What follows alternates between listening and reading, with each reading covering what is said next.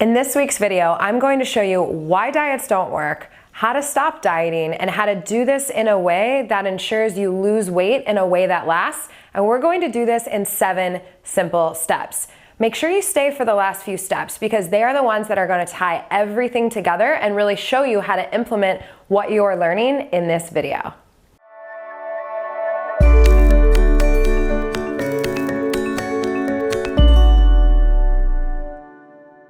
I'm Brittany Brown, founder of the Beating Binge Eating Blueprint and leader of the Food Freedom Forever Mastermind and Movement. I struggled gaining and losing the same 40 pounds, living my days on a diet and my nights or weekends totally off track for nearly 12 years. And what I'm about to share with you in this video is how I stepped off the diet overeating roller coaster and got to a place of freedom and ease with my body and weight loss that lasts. So let's talk about why diets don't work. Okay, so diets, no matter who you are, have a 95% failure rate. So I ask you this question: would you get in a car that had a 95% chance of crashing? Probably not. So why would you do this with your health and well-being?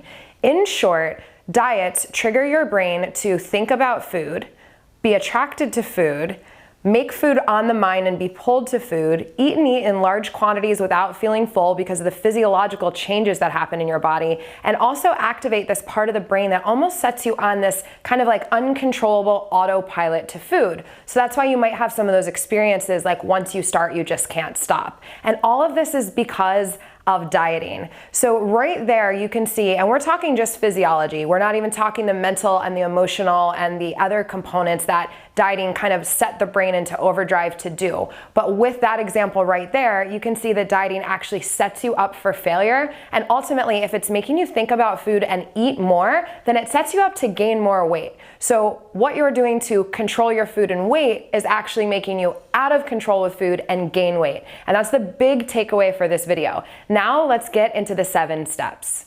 I just told you about the survival mechanisms that get activated from dieting. So step 1 is, quite frankly, stop dieting. And to break this down a little more, it's ditch the tracking, ditch the plotting and planning, and all of the food rules. And I know I could make a whole video on that alone, but I'm gonna give you a little soundbite on it now for the sake of this training.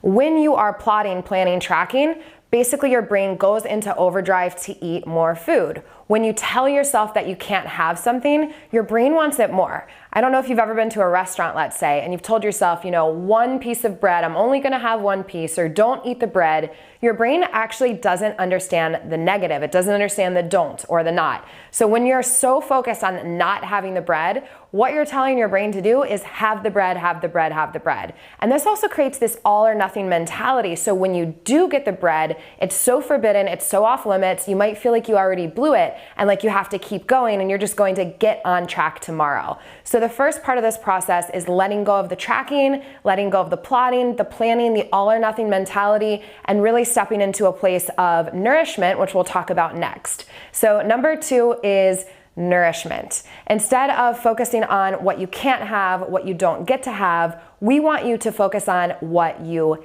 can have, how you can honor your body, what you can do to support it. So along with nourishment, there's this component that we call crowding out or adding in. So instead of focusing on, I can't have bread, I can't have pasta, I can't have gluten, I can't have this, you focus on, I get to have this. What do I get to nourish myself with? How do I take care of my body? What does my body need? How do I eat in a way that makes me feel really good? And that takes us to step number 3. Eating in a way that's truly connected to how you want to feel.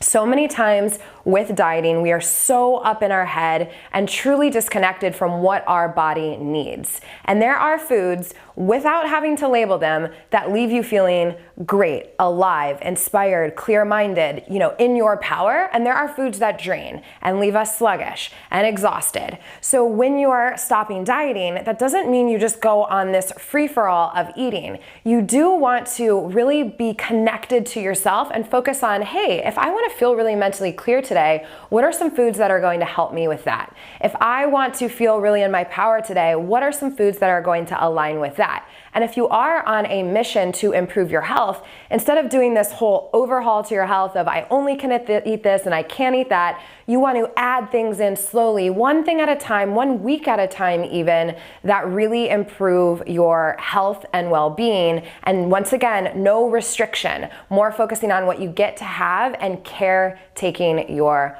body.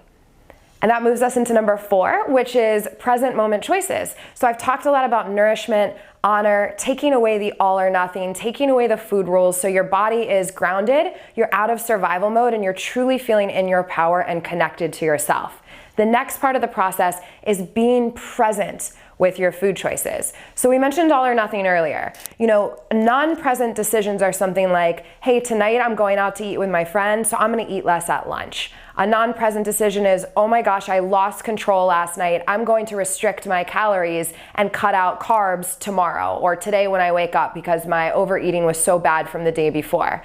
You want to, every moment, decide what's going to nourish you right now in that moment. We find with the thousands of women that we've helped, when they switch from this plotting and planning, future thinking, making up for the past, all of it, and get present and mindful with their current meals, that alone puts them in their power and allows them to choose things that go off of what we just talked about, are nourishing, honoring, and ultimately these things will, if there's weight to lose, set you up for your weight loss goals. We've talked a lot about honoring your body through this process. The 5th step is listening to your body's hunger and fullness cues. So your body when you're dieting, and if you've been dieting a long time, your hunger fullness cues kind of get quieted, and you might be scared to do a step like this because you might think that my body, if I listen to it, is going to tell me to eat pizza or candy or have these sugar cravings or whatever that might be. If you follow the previous steps that I told you, what's going to happen is what I told you at the beginning, when your brain kind of gets in that survival mode and is driving you to eat, if you follow all these steps, you're going to start getting out of that survival mode. Once you've been out of survival mode for a couple weeks, something really amazing starts to happen. Your body starts to speak to you.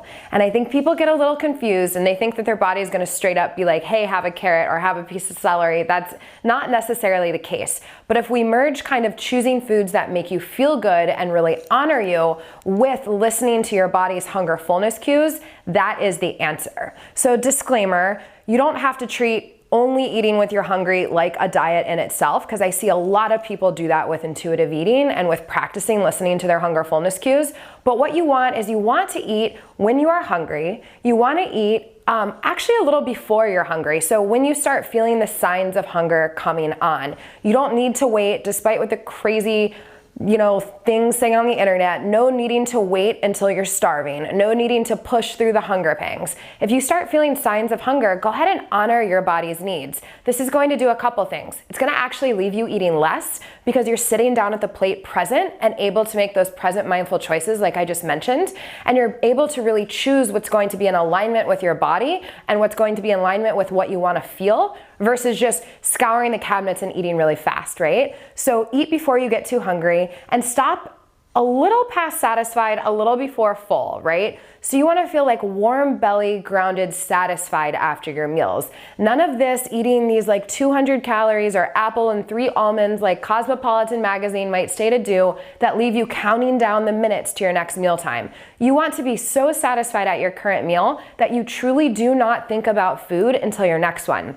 And I know if you're here watching this video still, that might sound like something that's completely impossible. You might think that you'll always think about your next meal or always think about food. I promise you, if you use these steps, quiet your survival mechanisms down, you will stop thinking about food all the time, especially if you eat in ways that leave you feeling very satisfied and honored and full. So you don't have to be scared of fullness, but you don't want to get to like food coma stuffed on the couch or anything. Just a nice, satisfied, very, very grounded feeling where you feel very content after your meals. And speaking of body's cues, I think it's really important we talk about this, number 6. And this is a secret little trick that people don't really think makes a huge difference, but it makes one of the biggest difference with our clients. And that is slowing down so your body has a chance to balance out. By balance out, I mean restore metabolism, increase digestion, and really register the mealtime experience. So if you're slow and present and your body knows that you just ate a meal, it's less likely to feel in survival mode and make you think about food all the time, which is going to equal over time, if we think of the course of your day and week, less food, right? Less eating, less pull, less binges, less overeating, all of that. Slowing down also decreases the stress response in your body. So I won't go too into the science here. We'll probably make another video for that. But as far as the stress response goes, when your stress response is activated, metabolism shuts down, fat burning shuts down, muscle building shuts down for the most part, right? And your digestive force is compromised by at least 40%. So that means you're not getting the nutrients out of your nutrient-dense food, which could lead to more cravings. So we want to slow down, and this goes at your meals and just throughout your day in general as you're going through life. Practice decreasing your stress, being centered, being calm proactively, and then also in your mealtime. And this will dramatically improve your chances at weight loss if there's truly weight to lose, right? And last but not least, let's talk about workouts a little bit. So a lot of people think to lose weight that you just need to work out harder, kill it in the gym, do the long cardio, sweat, go, no recovery. If I'm recovering, I'm not burning calories, all of that. That is truly insanity, and anyone that is pushing that has not truly studied the physiology of the human body, and that's coming from antiquated methods that no longer work. You need rest. Your body builds muscle in rest. Muscle increases metabolism and fat burning, like we mentioned.